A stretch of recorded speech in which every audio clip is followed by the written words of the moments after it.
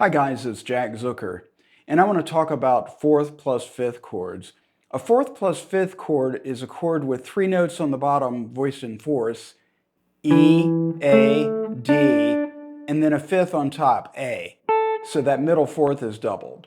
Now this chord is really cool, and it's ambiguous because it doesn't have a third in it, and it's because of that you can use it over a lot of other chords, both inside and outside. You can use it modally, or you can play melodies with it, and the melody is the most important note of this. You can play outside by just varying some of the notes that are underneath of it.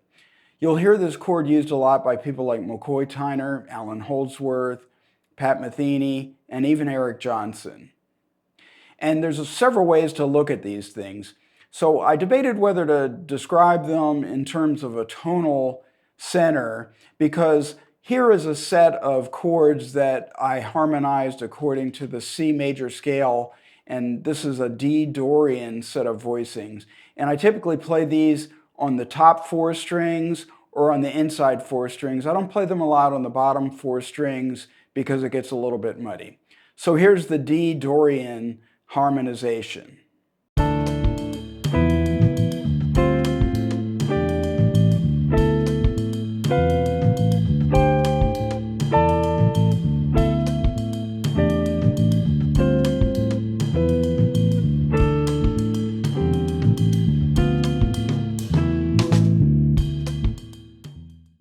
Now, one thing that I like to do with these is, because they're ambiguous, I can move them around. And so I'll move them typically in half steps or whole steps, and I might do something like this.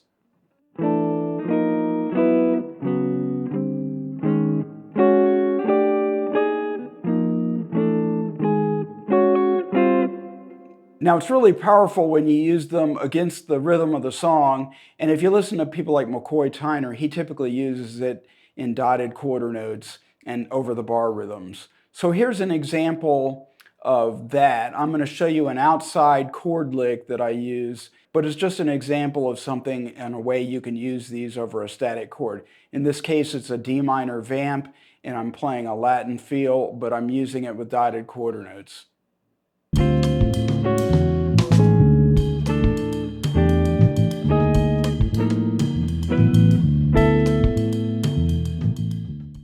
Now, one thing that I was alluding to earlier is that I don't analyze these in terms of them being a seventh chord or a major seventh chord or a minor seventh chord typically, because they're ambiguous. And if you take a look at that first chord that we played, the E, A, D, A, what chord is that? Well, it could be an A sus chord, but it also could be an A minor chord because there's no third in it.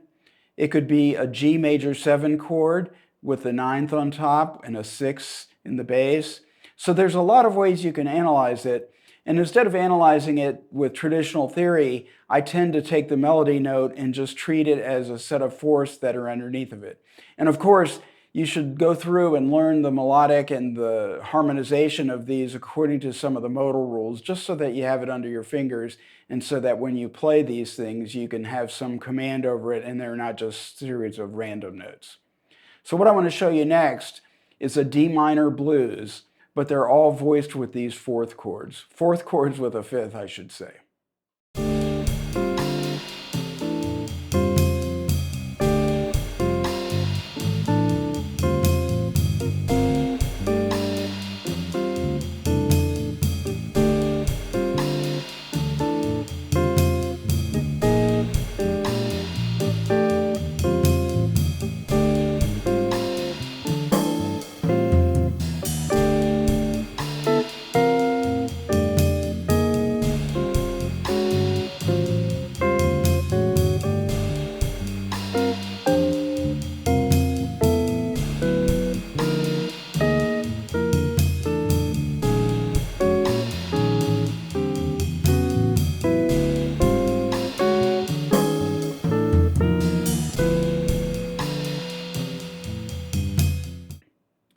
Here's another way to use these. You can harmonize a melody, and because the chords are ambiguous, they can take the place of major 7, minor 7, and even dominant 7. So here's an arrangement of giant steps using these 4th plus 5th chords.